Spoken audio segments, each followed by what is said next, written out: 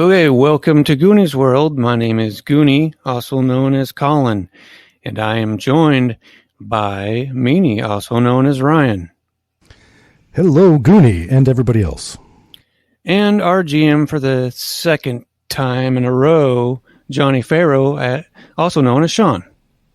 Hey, how you doing? I want to say hi to both of you guys and our dozens and dozens of listeners. Dozens of us.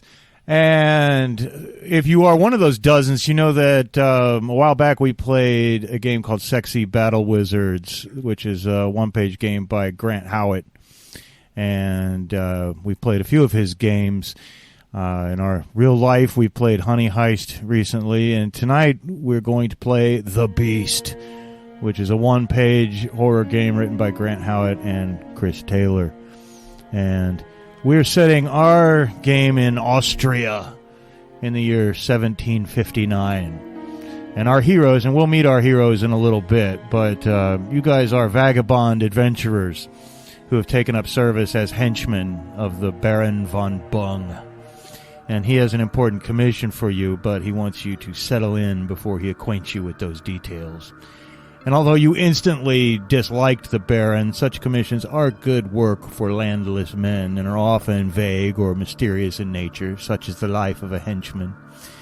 And so you have cramped cold quarters and a garret room and a castle just northeast of the village of Wolfsburg.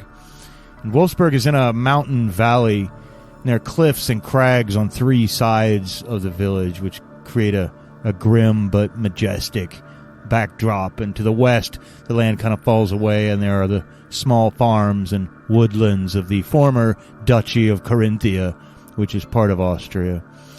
And soon after you took up residence in Wolfsburg, you discovered the Wolfsburg curse, which is that every 130 years, as far back as anyone can remember, a young girl is taken. She disappears, and no one ever hears from her again. And no matter what precautions people take, at least according to legends, the curse always strikes every 130 years. Now, the villagers blame a monster that they call the Beast, but the nature of the Beast is a mystery. Legends are contradictory. Whether it's a spirit or a physical monster, or whether it eats the girls or drags them off to hell or imprisons them in some earthly lair, no one knows. But, as it turns out, this year is the very year that the Beast is expected to return and take another girl. But of course, no one knows when or where it will strike. Now, legends speak of signs of the coming of the Beast. People say there are signs when it's near, like everything from strange symbols drawn on barns to calves being born with two heads to milk curdling. But time has confused these stories. And when we begin, you are at the church in Wolfsburg on a drizzly, cool autumn Sunday. There's a cold light shining through the stained glass windows, and there are several dozen people. In fact, almost everyone who lives in the immediate vicinity is here because attendance is compulsory. But they're all in here, and I imagine you two are sitting in the very back pew, so why don't you introduce yourselves and your characters? And Goonie, we'll go ahead and start with you. My name is Dagobert Nickolbach. He's a, like Ryan's character as well. He's a wandering vagabond. And he's got, for skills, I'll just tell you his skills: strike, threaten, shoot, endure. So he's, maybe more of a fighter type. Okay. And, this being a very rules-like game, that is essentially your characters for skills that you're good at. And each person also has like a background ally, but that's not really important right now. Okay. And Ryan, how about your character? I am Ludwig Vormelker, and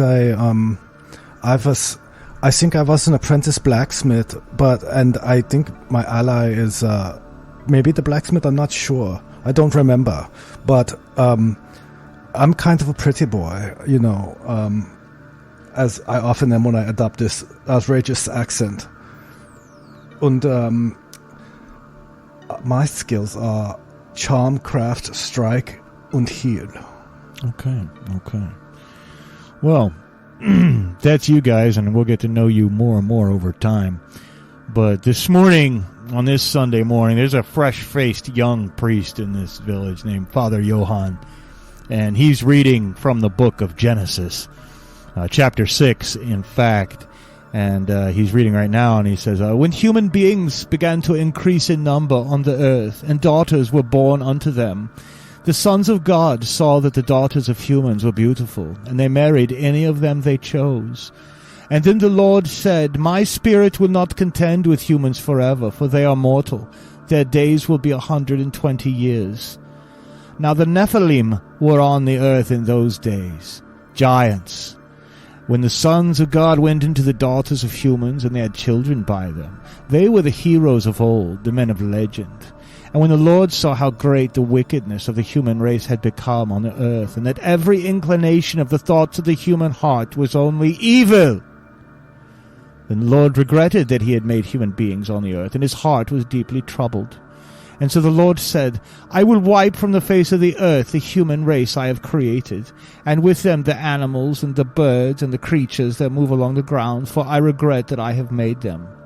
But Noah found favor in the eyes of the Lord. And Father Johann goes on to tell the story of Noah, and is ultimately giving a sermon of hope.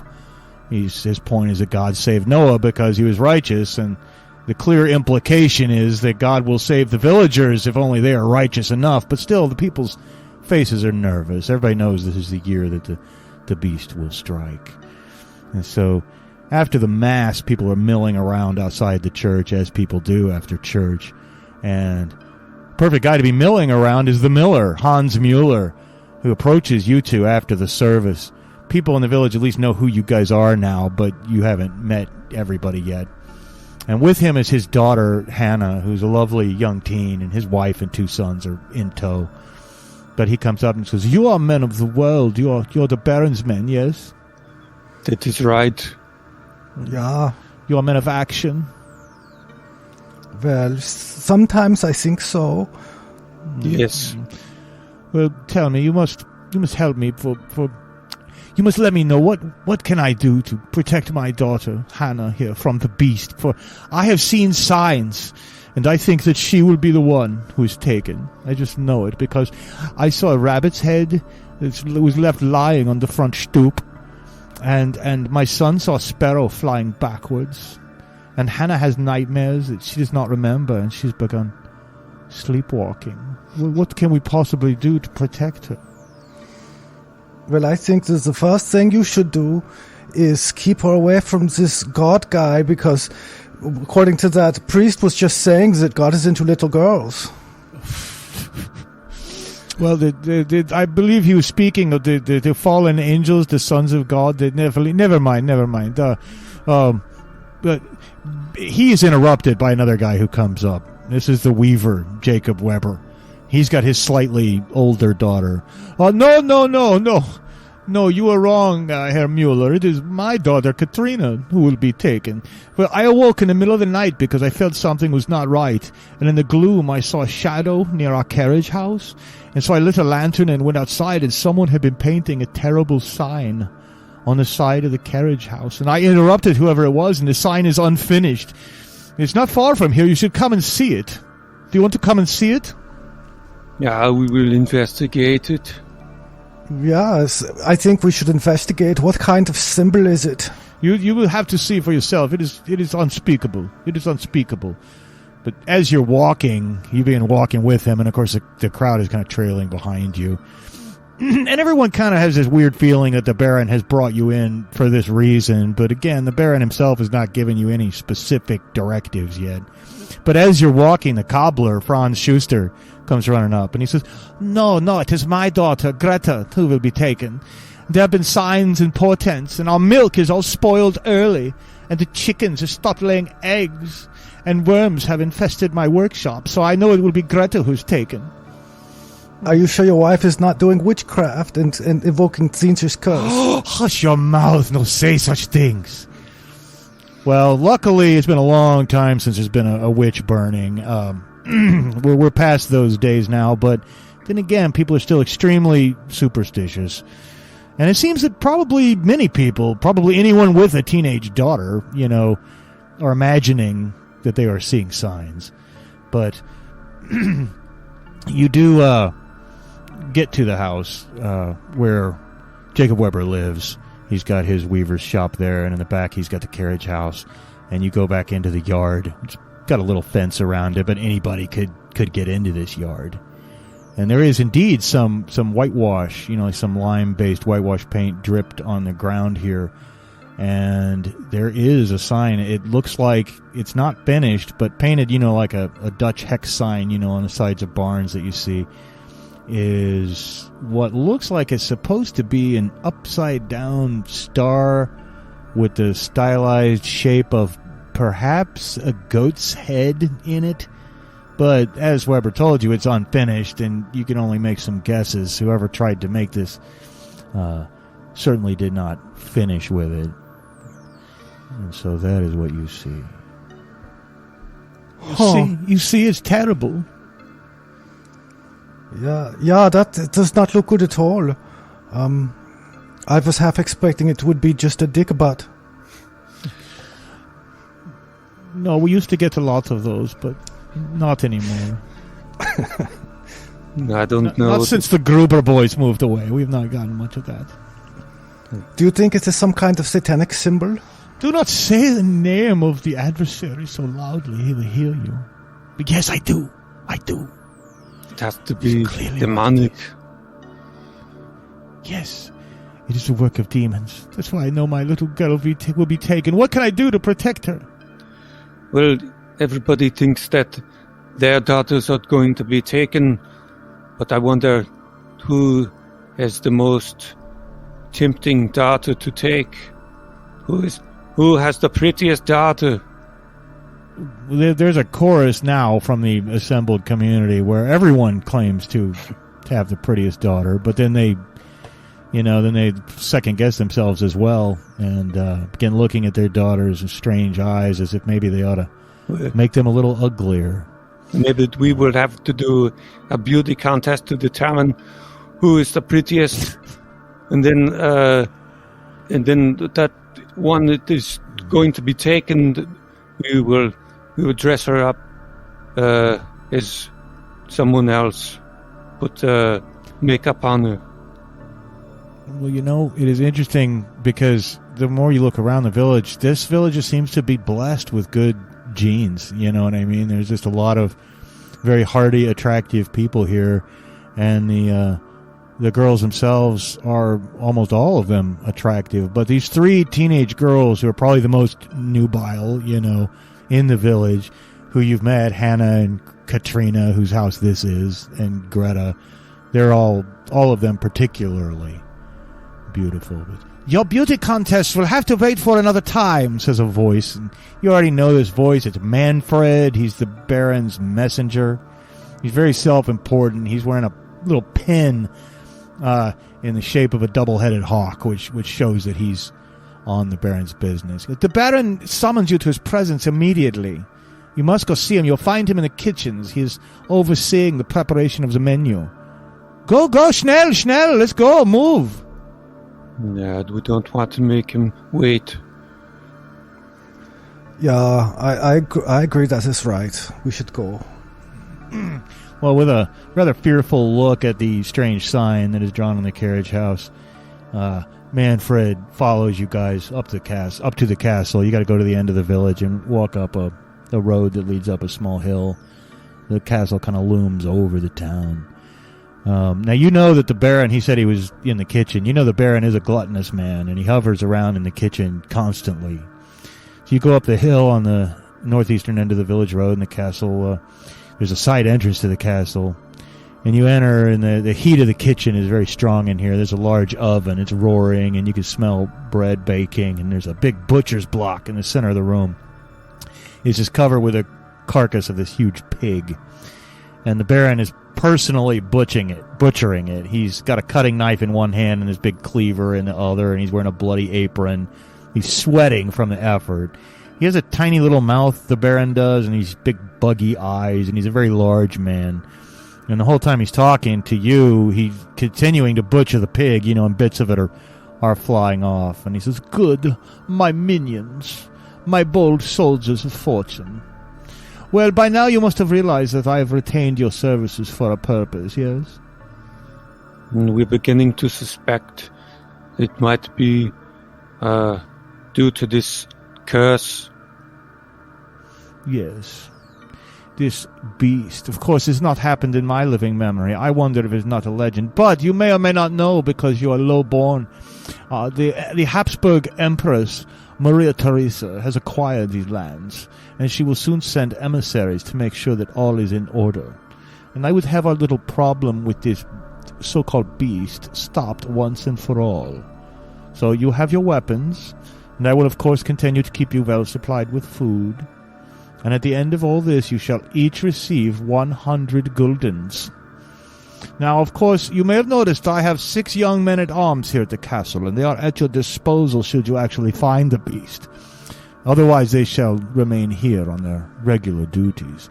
Now, I suppose it goes without saying that if a girl is taken before you have tracked down the beast, I will be most displeased, and I will know I have hired the wrong men. And with that, he gives a big swipe with his cleaver on the pig and cuts one of its little trotters off. And so, I imagine you have heard about this beast in the village. Yes, but nobody seems to know much about it, and we don't know how to fight it. Yes, this is... I don't know these things myself. I have much more pressing matters on a day-to-day basis, like butchering pigs, apparently. But no, there are some strange things in the town I could tell you about that I do know of. And I tell you this, if I were a beast, I would hide in the ruins of Schloss Bungsberg. Now, Bungsberg is a mountain south of the village, and Schloss Bungsberg is just the folk name for it, of course. It is a ruin, but it is still quite formidable. It was actually, if you know your history, which you probably don't because you are low-born, it was once a watchtower of the Bavarii, which was a German clan, and when the Frankish Empire of the 9th century conquered this region, Charlemagne built a fortress here to help hold back the Slavs and the Avars, but it has fallen into disuse and has been abandoned since the 13th century, and it has acquired an evil reputation. So that is one idea I have for you. I should also tell you that young Father Johann, the priest, he is a great store of esoteric knowledge, some of which is not so healthy for a priest to have. He studied in Italy, and perhaps he studied too much, but he may know of some things that I don't. And finally, I will tell you, there's someone in this village I've always been very suspicious of. And there's a woman who gave birth to a 2-headed child 30 years ago, and the child was destroyed. And she was driven from the village, but she lives in a hut in the woods east of the castle, in the hidden crags of the hills, and folk call her the Crone. And the women of the village secretly go to her, sometimes it is said, to receive charms to cool or inflame the loins of their husbands, or to receive concoctions which will purge the womb of unwanted children. She's a suspicious character, and she's likely to know much unwholesome lore. So, these are the only leads I have for you. But I must say that I want this taken care of before the emissaries of the Empress Maria Theresa get here. That's why I've hired you, and you will be well paid with the 100 gulders. Do you have any questions for me? I do not have any questions, I don't think. You said this mountain... there's like a ruin on the mountain? Is that right? That is correct, yes. And it has an evil reputation, although sometimes people go there, lovers and so on and so forth. And I've been traipsing into the ruins once as a young man. I merely bring it up because if I was a beast, that is obviously where I would hide. But anyway, he basically is just giving you a couple, little ideas to go on. Apparently there is this old, ruin of a fortress on a mountain south of town. he says Father Johann knows a lot about esoteric matters, and there's of course this crone who lives outside of town. Who these are three sort of leads you have, but other than that, he doesn't give you a lot to go on. And the crone also to the south, it sounded like, yeah? She's in the woods just east of the castle, actually, in the hidden crags of the hills. And I just think she's a suspicious character. We all know that old women who live alone, who practice women's reproductive health, are obviously evil. They're up no good. We should talk to her. Whatever we do, we should go. We should talk to these people before we go to the ruins, in case we do find the beast. We get more information first. Yeah, I think that's a good idea, and we should probably talk to the priest before we leave. To go talk to go to the ruin and to talk to the crone. But I was thinking maybe there was some other things we could look into, but I don't. Like, who was painting that symbol on the fence? I would have to figure out what the symbol meant. Maybe the priest will have information about the symbol. We can ask. Good, and yes, that's a good point. Yes, that sounds like a reasonable starting point to me. Well, you must finish your mission quickly. Just keep in mind those 100 gulders you'll get. Now, I must continue with my work. You go talk to the priest or do whatever you're going to do. Away with you. Let's go. Okay, I guess we're going now. Bye-bye. Bye-bye. Good and bye-bye. Yeah. Anyway, in fact, one thing I'm concerned about is like every single Austrian-ish accent I have is going to sound like the same dude eventually, but we'll worry about that later. Anyway, if you would like to go to see Father Johann, maybe ask him about the symbol. That's probably not a terrible idea. He's certainly the closest. And he was. I mean, we just left his church, didn't we? Yeah, just a little bit ago. And when you get back to the church, he's actually hearing a confession when you arrive. You can hear muttering coming from the confessional booth. And as you enter, and you can hear that, and then the confession booth opens, and this kind of nervous-looking young man with a yellowish complexion. He looks sickly. He's leaving, and he looks a little sheepish. He makes eye contact with you for just a second, and hangs his head down. And Father Johann comes out, and he goes, "Oh yes, the Baron's men. What can I do? You have something to confess?" Not yet, but we had that man that you were just talking to. I hope he did not confess to something that is very horrible that we need to know about. Well, the confessional is sacred, my friend. I cannot divulge anything that is said in the confessional. But I assure you, young Piers is no one you need to be concerned with. He's a good boy. Okay, well, I touched that.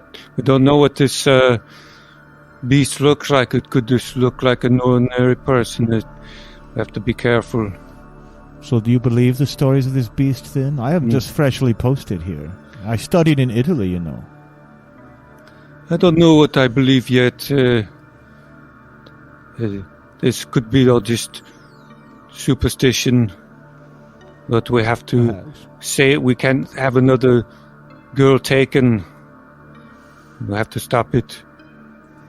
Well, I agree. How can I help you, friends? Well, there was this symbol that we saw on this fence. I was wondering if you could identify it for us. Could you describe the symbol? I can take you to see it if you'd like. I suppose that this village is not very large. It would do me good to have a constitutional, and there is no one else here for the confession, so I will go with you. And he'll follow you down to Jacob Weber's house, and when he sees the sign, he crosses himself. He says, "Oh, Friends, this is a sigil of Baphomet. It's a sign used by those who worship the devil.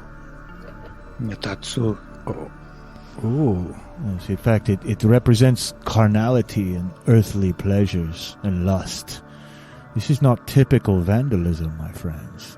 Only an educated person or someone who is secretly indoctrinated into the worship of Satan would know such a symbol.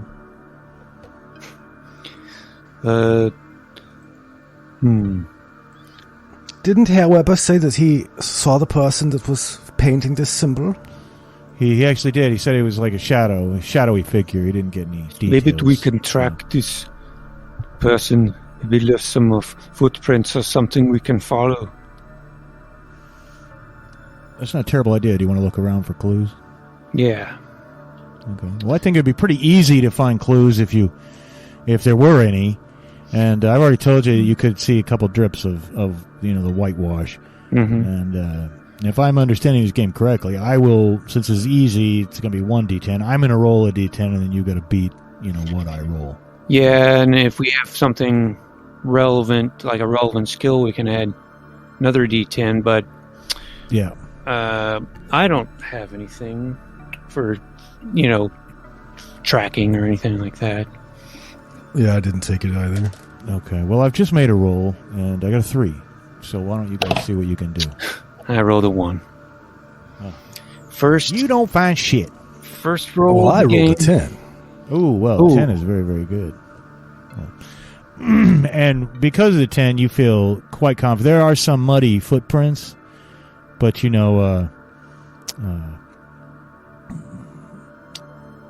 not like we have like specialized running shoes with easily traceable patterns, in the bottom. Although I guess there is a cobbler in town, come to think of it.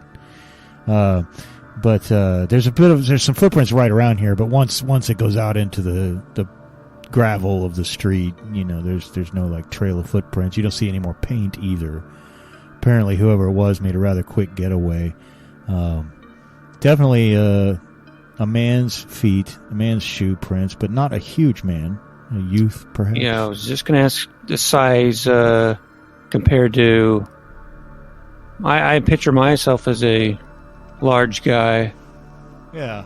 Definitely smaller than you. Okay.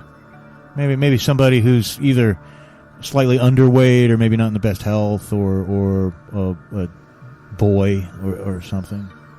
Or that Johannes guy with the yellow skin. Do you mean Pierce? Says the priest.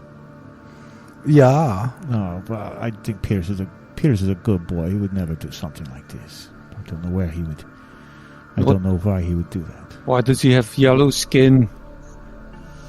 Well, he has some health issues. Perhaps you should. Eating too much mustard.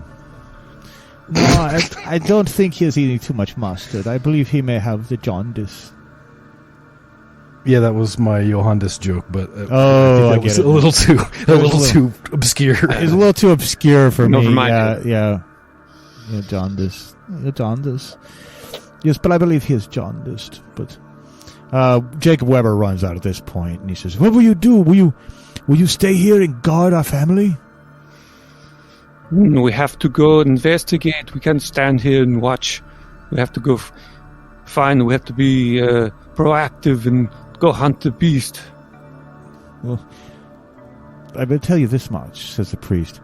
A symbol like this is worthless unless it is closed. The circle, you see, the circle around this inverted star shape with the head of Baphomet. So I fear that someone may come back and try to complete this later. That we'll have to cover it up immediately. Perhaps we should go find Pierce and do a sort of check on him to make sure that he does not have an unusual number of nipples. Well, that is a clear sign of something afoul. Yes, it is widely known that extra nipples or some mark of the devil can sometimes be seen. Belly buttons, I've heard. Well, if you do need me for anything of a spiritual nature, I shall certainly help again. says Father Johann, and he returns to the church. But Jacob Weber goes, please, whatever you do come and guard my daughter tonight, will you? Please, I beg you. You must sleep here in our home. Well, I don't think that's a good idea. I think you should keep a very close eye on this symbol, because somebody's going to come back to finish it, and I think if it gets finished, then your daughter is probably in danger, but until then I think you are probably okay. But our quest is to go and find the beast and kill it before it can do any damage to your daughter or anyone else's. Well, what should I do if someone comes back to complete this? To make some weapons, if you do not have any. So I hand him my flintlock pistol. I say, shoot them. Okay. I do not. I will figure it out. His hand is shaking. You know, You need to. he's never been handed anything like this in his life. You need to do some exercises and get strong. You're too flabby. So you need to work out. Well, How can you protect your daughter if you're so weak? this is why I need your help. Well, we are going to be off investigating. We don't know where we will be when the beast will strike. But I would get some paint and cover up this symbol so it cannot finish it. But it'd have to start over and might buy you some time. Very Or well. just paint the whole fence white, and then there will be no symbol at all. Okay. Where is my boy Tom? I will have him whitewash this fence. But perhaps he can get his friends to help him. But he does not seem comforted at all. But holding the flintlock pistol uncomfortably in his hand, he wanders back to the yard, and he's hollering at his boys to find some whitewash. And what do you guys want to do? Well, I think, assuming we're not going to track down and attempt to interrogate Piers, Which you certainly can do. I mean, do you think, Dagobert, that Piers is likely to be a devil worshipper? You never know who is going to worship the devil. But we have to see his shoe size, see if it matches. Yeah, that's a good idea. Let's find him and at least see if his shoe size matches. Okay. Well, anyone in the village can tell you where he lives, on the edge of the village, in fact. Along the southern edge in a cottage. It's not quite, it's not really outside of the village, but it's on the edge. And when you get to the cottage and knock, he opens the door and seems disturbed at your presence. What can I do for you? You are the Baron's men, yes? Yeah, I want to see your shoes. Why do you want to see my shoes? They're my shoes. Because I'm a fashion icon. But my shoes are rude. I've inherited just enough money to live quietly here in my cottage and follow my passion. Would you like to see my passion? Yes, please do show.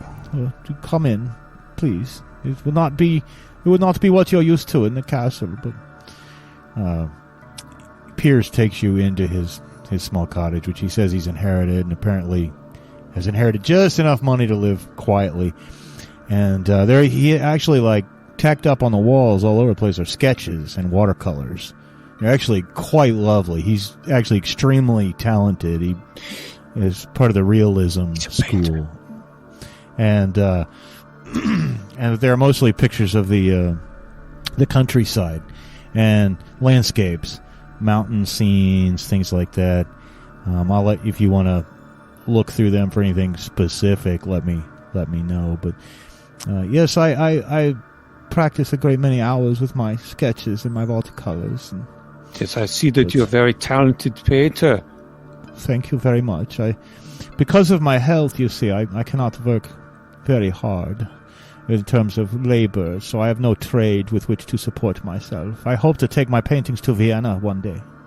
Do you ever paint symbols and then not finish them? He gives you there's a long awkward pause after that. He said, "No, Okay. I don't know I don't know what you're talking about." Artists going to Vienna has never worked out badly for anybody. Yes, if only I had not been, barred from art school. I know exactly whose fault it is, but I'm not going to get into that. They will pay someday. But now we're getting into some weird territory here, so we'll move on. But more Hitler jokes next week on Goonies World. But no, but he looks nervous now. He's shuffling around and looking down at his shoes. Well, your shoes, And I've been looking down at his shoes the whole time. Yes, because you're a fashion icon. Well, I hate to say it because you don't want to be too suspicious and you haven't measured or, taken a shoe off and put it in one of the depressions in the ground, but Piers looks like he's about the right size to make those shoe prints. And he's got tiny feet. He certainly looks a little nervous. You know what they say about the man with tiny feet? No, I don't know what they say. They worship the devil. No, I do not worship the devil. You're crazy. No, I'm a good boy. You ask anybody. No, right? But I've not painted anything on anything. I don't know what you're talking about. Who's been telling you such vicious lies about me? Well, we figured it out. We just saw the symbol, and we saw the footprint, and we come here and we look at your feet. They match the size, and we look and we see that you have a skill for painting, and it all matches up.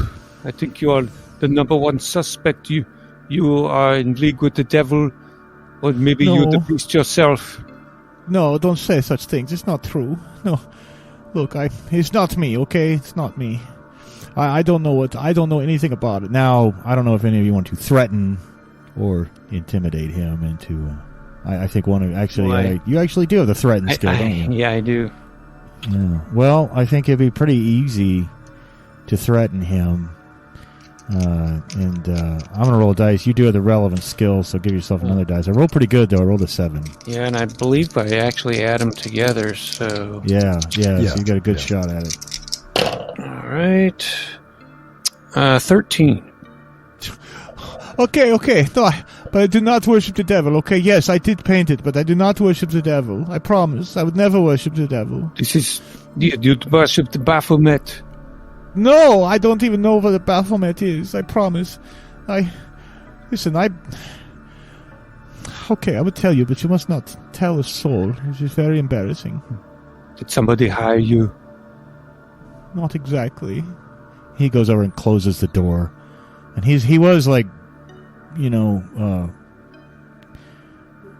brewing, himself some tea, and so he pours you guys some, and he says, Okay, I will tell you, but you must protect me. You promise you will protect me, yes? Well, now we have to protect you. We are protecting the whole village. Well, I think that is why the Baron hired you. Well, yes, but we don't have time for individual protections. But we'll do our best. What is it you want to say? Well, I have my own terrible curse, you see. And it is because of my poor health. I cannot consummate my love for a woman. Sometimes I wake in the night, and this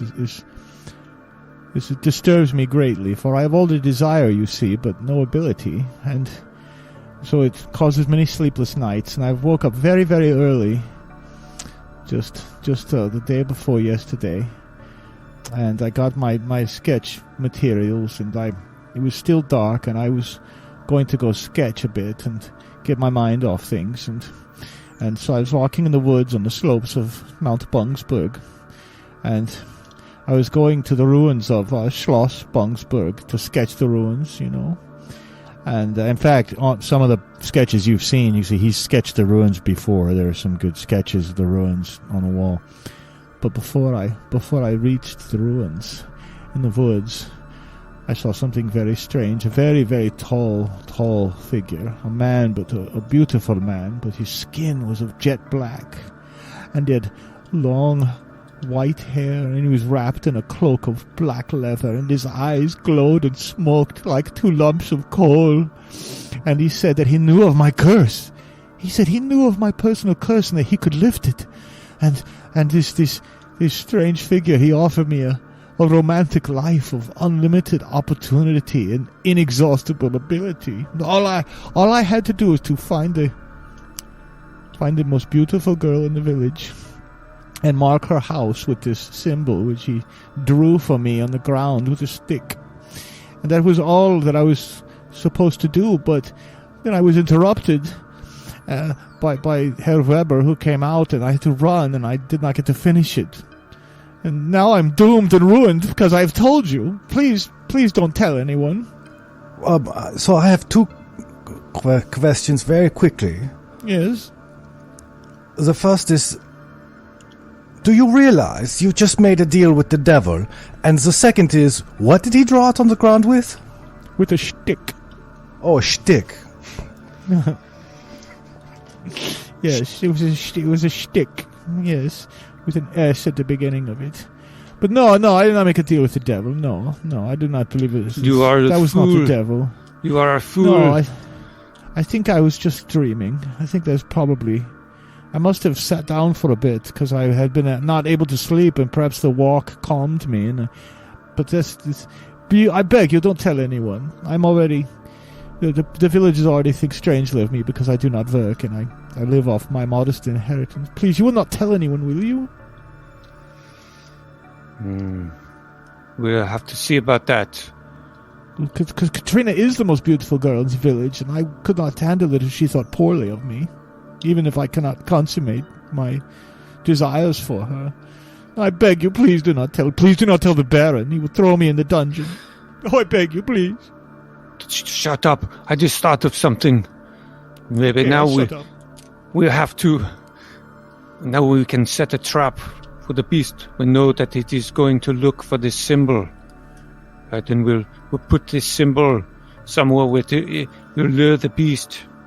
And then we'll strike and kill it. Yeah, so here's what I propose. We draw this... You paint this symbol again outside of your house. And then we all wait in here for the demon to come. And then we ambush it. When he comes in thinking there will be a girl here, we'll be like Chris Hansen. Oh, yes. Take a seat. Well, the Hansen boys are good boys. Do not involve them in this. Oh, well, I suppose I could, but... I wish I'd never gotten myself into this. Do you really think it could be so simple? Do you really think it was the beast that I saw? You said it had black eyes. He had eyes that glowed of coal. His skin was jet black. His skin was black. And you Black don't think that was abnormal? I thought I was dreaming. I thought perhaps he was a blackamoor from North Africa. I don't know. No, his skin was black like, the skin of a dog's nose, that sort of. And he was wrapped in this great cloak of leather, but I thought, for sure I must be dreaming. That's what I thought, but I did do the painting, and then... But if we do this, if I help you with the plan and I paint the symbol on my own house, you will not tell anyone, will you, that it was me? If you but help then us... everyone will know because I'm painting the symbol. I've got myself into trouble. We will tell them that it's our idea and that we are setting a trap for the beast. But we're going to need some bait for the beast, so I think you'll have to go dress up as a girl. You're already a girly man, so would be a problem. You will easily fool the beast. Well, I do have some of my mother's clothing here. You could paint yourself up. You know how to do it already. If such a thing would be highly strange, but a strangely appealing idea as well. Maybe I will. It would be better than if one of the girls would be. This is very. I hope you know what you're doing. You are men of the world, yes? You are men of action. Yes, we do. We go and we save people, and we have action scenes, and we're very. We're very badass. Okay, you're action heroes. Yes. Well, I'm not, but I'm very charming. Yes, you have a certain charm. It's like, if only I had the charm that you have. If only my health was better, then I could go to Vienna and be an artist and find love. You must understand that I swear I thought I was half dreaming, and I just thought, why not go through with it just in case? But I knew in my heart there's something not right about it. I know, you're right. You're so correct. I will be happy to dress as a girl for you. Yes, it would be very amusing to me. But I think your health is bad because you're not eating right. What are you eating that is making your skin yellow? No, I have the jaundice. I know I have simple meals of bread and lentils, and I do not eat much meat. That you need to eat more meat. Okay. You need to do more push-ups. Yeah, so once he's dressed up as a girl, we'll have to find him some meat to eat. Yeah, to get some sausages in you. Okay. I will get pumped up with some sausage. That's what I will do. Yes. We apologize to our listeners for the innumerable dick jokes that have surfaced tonight. That's what they come for. That's what they come for. We all know. You know, you're in your heart. You're listening for the dick jokes, and you know it. The dick jokes and the Arnold Schwarzenegger impersonation, and and my never a dull moment, and my Austrian accent, which is the same for every person. But he begins rummaging through a cupboard or like a wardrobe, in the corner of the room, and he pulls out some of his mother's clothes, and he begins to turn your face away. Go outside while I change. I don't want to see that. Please, give me some privacy. Well, okay. All right, you guys want to go outside for a minute? Yeah, but I don't trust him. Yeah, well, you guys go outside, and both of you just roll a d10 real quick. 6. Same. Okay, well, he rolled a 4. Yeah, you can clearly hear there's a scuffling in the back of the house now. You hear the shutter banging open. He's fleeing. Yeah, you race around the back of the house. He's trying to crawl out the window. That's what he's doing. I am caught. I'm ruined. You are a fool. No, please, I'm going to run away. I cannot face my shame. Please, I did not mean to make a deal with the devil. Okay, wait. We'll do what you say. I will change. Ooh. He pulls himself back in. Now we're going to have to watch you dress to make sure you don't try to run. No, I would be so ashamed. You'll see my pale and sickly body. But he does. I pity you.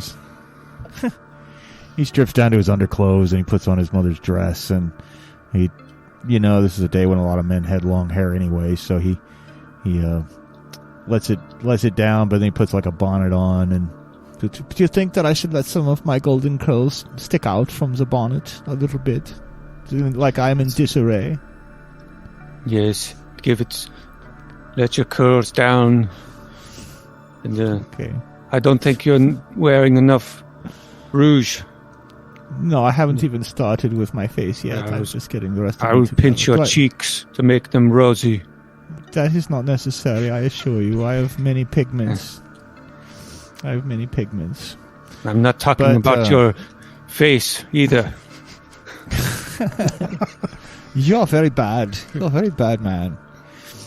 And so he does put on some makeup and the whole 9 yards, and he goes, maybe I should have painted the sigil on the house before I did this. Now I will get my I'll get my pretty dress all messed up. But now it's still like, middle of the day on a Sunday. And he goes out and starts painting the sigil of Baphomet on the side of his house. It is inevitable, even though he's on the edge of the village, that very shortly, to his great discomfort, here he is dressed in drag, painting a satanic symbol on his own house in broad daylight on a Sunday.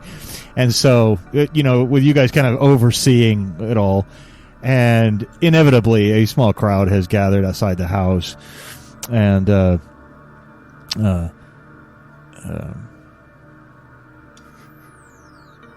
Franz Schuster, the cobbler, does approach you and says, "What is going on here? This is very strange. Is that Pierce dressed as his mother?" Yes, we have a genius plan in progress. Please do not interrupt. "That is the same sign that was painted on my house," says Jacob Weber when he comes up. That's right. And our investigation uncovered who painted it. It was Pierce. But he is an integral part of our plan because Pierce was originally going to direct the beast via the symbol to your house. But now he's directing the beast to his house where we will lie in wait. "Pierce, you will have a reckoning when all this is over." And then there's angry mutterings and grumblings in the crowd. Pierce turns to you guys with tears in his eyes. "You said you would not tell anyone." Yeah. No, we said we would see about it. "Oh, now I'm ruined. They are going to drive me out of the village. As soon as you're gone, they will string me up." "That's right, we are going to string you up. You will lead the beast to us. You would give our daughters to the beast." Now the crowd's getting a little bit ugly. But also, while what you say is true, he also is going to help us defeat the beast so that this never happens again. "It will never happen if he is gone," says Jacob Weber, and he reaches into his cloak and he pulls out the flintlock pistol that you gave him, and he aims it at Piers like he's going to fire it. What do you do? Well, I'm going to try to stop him. All right. But he's not, a trained combatant, and his hand's still all shaky and nervous holding it, although he's full of rage. So this should be pretty easy for you. Why don't you go ahead and roll? Okay. And probably strike might count here if you're trying to strike it out of his hand or something. Yeah, exactly. I'm going to try to knock it out of his hand. Okay. Yeah, but he's rolled really good. So I hope that you can get higher than a 10 with two of those. No, actually rolled a 9. Together, I have a 9. Rolled a 10.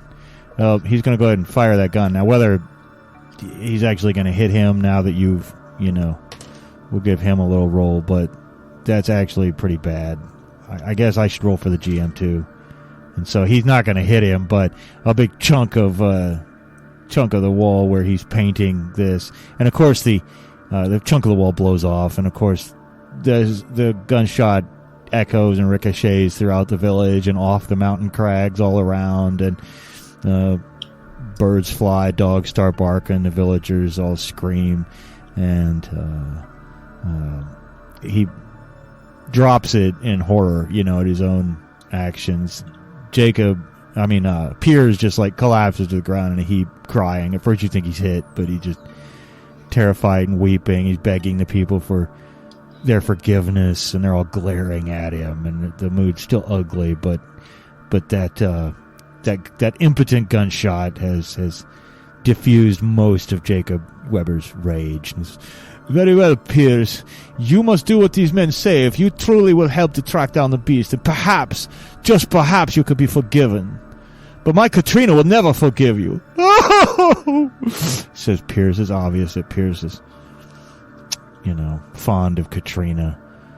But through morbid curiosity, the rest of the villagers stay and watch this painting go up. And, of course, by the time it's done, there's still many, many hours of daylight left. Is there anything you guys want to do with it? Well, I don't think the beast will come in the day, so maybe we want to go see this old crone.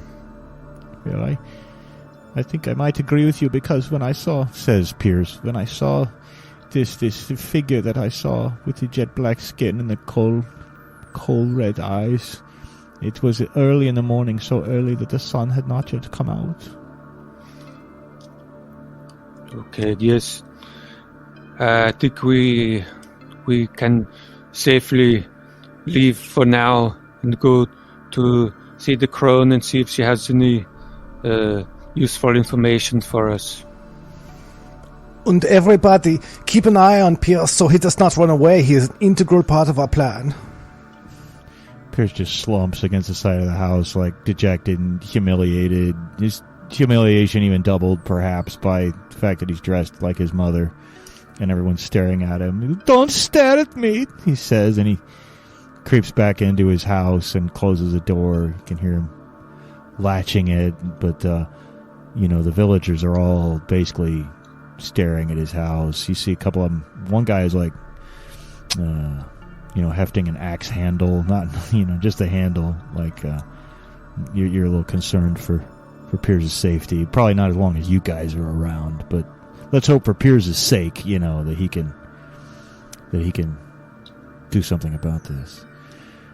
So yeah, you guys know the cottage of the crone is supposed to be somewhere east of the village in the mountain crags, and finding it might be something of a struggle. Some of the ladies of the village are said to go to her, but that's just the Baron's suspicion, and it might take subduing to look for it. It might take a couple hours. So I know that you said you don't really have any amazing skill in the world of tracking, but but you are vagabonds and you've done quite a bit of wandering, and you're pretty good at finding shelters and places like that. So I'm going to give you guys a bonus dice on this, and I've just rolled a 6 for the difficulty of it. So take a bonus vagabond die. Is this going to be an easy roll? Yes. Okay. Yes. Well, 16. Oh, well, that's good. Well, I just got a 10, but that's still enough. That's still enough. Well, it does take you a little more than an hour, but eventually, these aren't like full-on canyons, but sort of cracks in high ground that could create little ravines that are between 6 and 12 feet deep and fairly wide. Sometimes you do see some smoke rising from one of those, and you're just about to go down into the crack, the ravine, when you hear a twig snap behind you, and you turn around and there are 2 men there. Both of them have blades. They look like strangers. They don't look like they come from the town. They're certainly regular men, but they have the look about them of thugs. Absolute no good. You can tell they've been in a few fights. They've got scars. And one says, "So, you have heard me." Yes, we heard the cracking of your stick you stepped on. It snapped like your arm was going to snap when I get a hold of you. No, you'll not get a hold of me. You'll keep your distance, big man. We have come here to tell you it is time for you to leave Wolfsburg. You're not wanted here anymore. The Baron can do without your services. If you value your lives, you must just keep walking and leave this village and never come back. Yeah, says the other one. Yet, what do you think? I don't think I want to leave. I think that we are going to get paid for completing this job. What about you, pretty boy? What are you talking about? Are you saying that the Baron sent you to fire us, or you are firing us without the Baron's knowledge? We are firing you, and you better hope that you get out of here without being perforated by my sword many, many times, because I will stick you with it. I will stick you with my sword. No, I will stick you with my sword. No, I will stick you with my sword. Fine, stick it! Have the stab! He says, and a fight breaks out. These two guys both rush in to fight you, so I think it's probably a moderate task to fight these guys because they are somewhat experienced, and So I think that you guys, now there's no like quote unquote combat rules, but you're trying to do something, so it's just like any other rule. But this is going to be challenging, okay? So, oh my god. I just rolled so bad, though. This first little bit of the scuffle is between Dagobert and one of these guys, but I only rolled a 5 on 2 dice. What did you get? Well, strike would be appropriate here. Okay, 14. Okay, well, you've hit him, you've injured him, you stab him. In fact, I should let you describe it. I mean, what do you do when he comes at you with his blade, but what do you do successfully? Well, does strike include sword? Well, I think sword's not like a separate skill, so I'm assuming it's like striking someone in melee. Okay. I mean, again, it's a 1-page game with very few rules, so some interpretation is called for here. But, sword is not a separate skill. I think we can assume strike is the generic melee skill. Okay. Yeah. I will stab him in the arm when he tries to strike at me. Yeah, he cries out, drops his sword, falls back against a tree, clutching his wound, and then meanwhile, the other one, who called you pretty boy, Ludwig, he blows you a kiss, actually, and in a dismissive gesture. Now, he's rolled a little better. He's got an 11. Well, I got a 15. We, given that we kind of role played that we were like yelling at each other, I'm going to stick you, and you'll get sticked. I just kind of imagine that he runs at me, and I jump out of the way and let him run past, and then I stab him with my sword right in the ass. Oh! It's my posterior. Oh! I have been stabbed in the ass. Oh! I stuck you right in the ass, and I'm going to do it again. No. The other one is getting up, fumbling, trying to recover his sword, and when he does, he actually lunges at you again, Dagobert, and this time he gets a 6. He's not a very skilled combatant. 14 again. I think I rolled that before, okay. Or something close to that. Yeah, you're something close to that. So I assume you stab him, and stab him again. He's been injured. He's gonna roll his endure versus the number of times he's been wounded. He's got to get higher than a 13 on this, and he's screwed anyway because he didn't even have endure. So you don't have to kill him, but he's basically out. You know what I mean? He's lying on the ground. You can narrate. He's at your mercy. Going to stick him more like a pig, but not kill him. Just a couple more sticks. Mercy. Then, meanwhile, the other guy that you have stabbed in the posterior, he of course is grabbing his ass. He wheels around and takes a desperate lunge, desperate swing at you, Ludwig, and he's got an 11. Ooh, only got a 7 that time. Oh no! Well, you are struck on the temple. It's not hard enough. It's a glancing blow, but there's it just took off a little bit of, just really more of a bang in the head with the flat of the blade, but a little bit of a cut and some blood runs down. So you've definitely suffered a minor injury, but you're not completely out of action yet. But the other guy, though, when he sees his other friend getting stuck, he seems to think better of it, and he backs off a little bit. He doesn't drop his sword, but he holds up his hand like in a placating motion. Do you want to let him back away from this, or do you want to stab him, Ludwig? I would like to stab him right in the groin. Okay. Go for it. I think it would be easy to stab him in the groin. So get higher than a 5. 9. Well, he is stabbed in the groin. He screams. I mean, his voice just echoes throughout the canyons. You guys are in these little crags anyway. So you picture one of those shots where, we see the mountain and the entire village and all of Wolfsburg from really high up like an airplane, and you can hear him screaming. That's how loud his scream is. It's a scream of great anguish. And He falls to the ground, clutching his groin, writhing in absolute agony. And the first one who had been fighting you, Dagobert, he stands up for being sticked over and over. He goes, "Mercy, mercy, mercy! You have bested us. We admit it. You're better than us. Please let us go. Please." Who do you work for?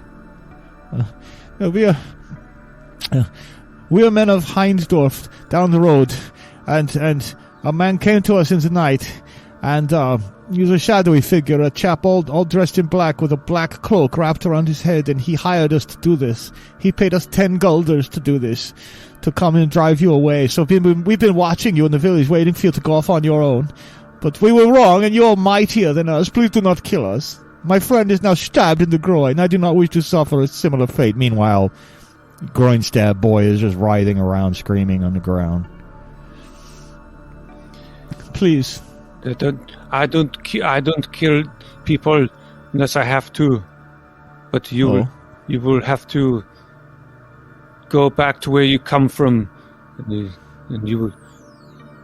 Maybe this person that hired you will finish you off. I don't know. No, don't say such things. This is a scary figure. I could not see his face. He was all in a black leather cloak. But his money was good, and now we have wasted it. We have not earned our money, and my friend is going to die. Oh, my friend. And he picks up his friend, and if you're going to let him go, if you're both in agreement on that. I don't have a problem with it. Okay. And he's going to pick up his friend, and his friend, he's picking him up, and you must apply pressure to it, he says, and he's trying to, like, press down on his friend's groin, and it's just awkward and terrible. And, I'll assume you continue on your way down into the little ravine where, indeed, you see a little hut. There's smoke coming from it. And I think we'll just wait till next time to visit the crone and leave it at that for tonight. So if you will come back next time and see what we can do about this beast. Hopefully the crone is wearing a skull cap. Yes, I think we should all be wearing skull caps.